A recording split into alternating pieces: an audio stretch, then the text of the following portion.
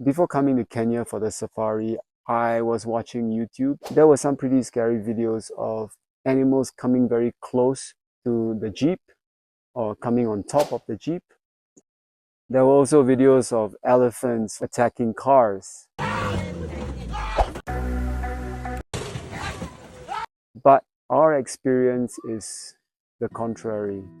We felt really safe, and after a while, we sort of blended in with the animals. The animals are aware that we are in cars and they're not too bothered by us. Lovely elephant. After the first day, I was kinda used to having animals all around. Once in a lifetime, I am scared, but I go. How close? Only one step forward. Like this. 2. And now sit down.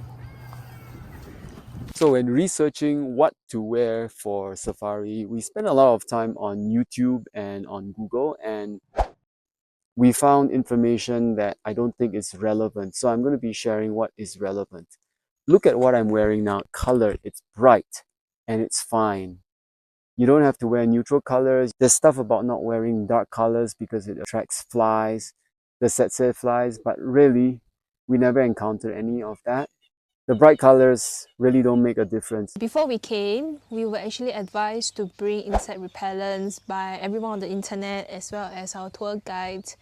So I was quite paranoid. I bought 2 different kinds of insect spray, but turned out we didn't use them at all. Next thing is about peeing. So there's stuff on different YouTube saying that it's okay, you have to learn how to squat and pee by the side of your Jeep. Talking about peeing, actually we found a peeing ground. This is a good place for peeing. Another thing to know is that in a safari trip, it is not 100% being in a safari. In fact, after 3 hours on a game drive, you would be pretty tired and your focus is usually a little more scattered. One thing I didn't expect was to do things outside of the safari, but like for example, yesterday we saw animals on the island. We went on a boat trip and we just hung around and it was really good food.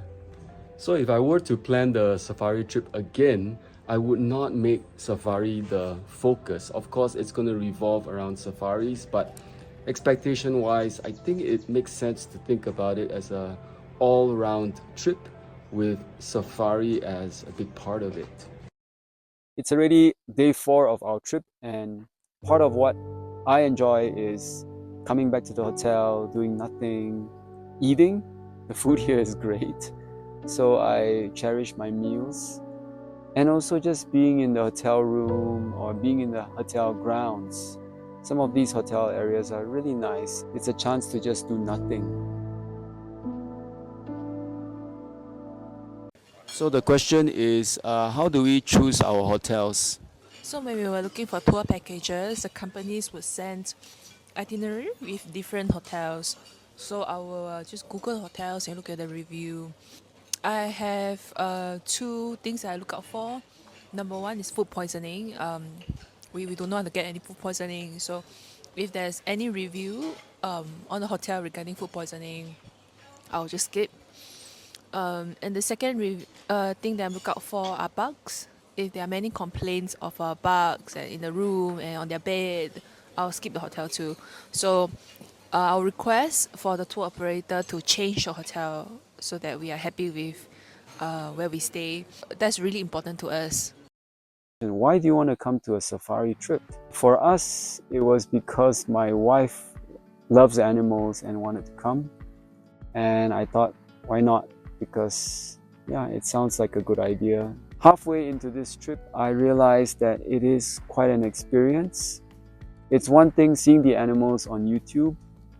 It's another thing being here and being so close to the animals, much closer than being in the zoo or being in Singapore's night safari. It's kind of nice to know how it feels to be so close to a wildebeest. Now sit down.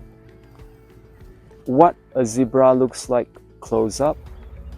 To be able to spot the male impala in the midst of all the women he's taking care of.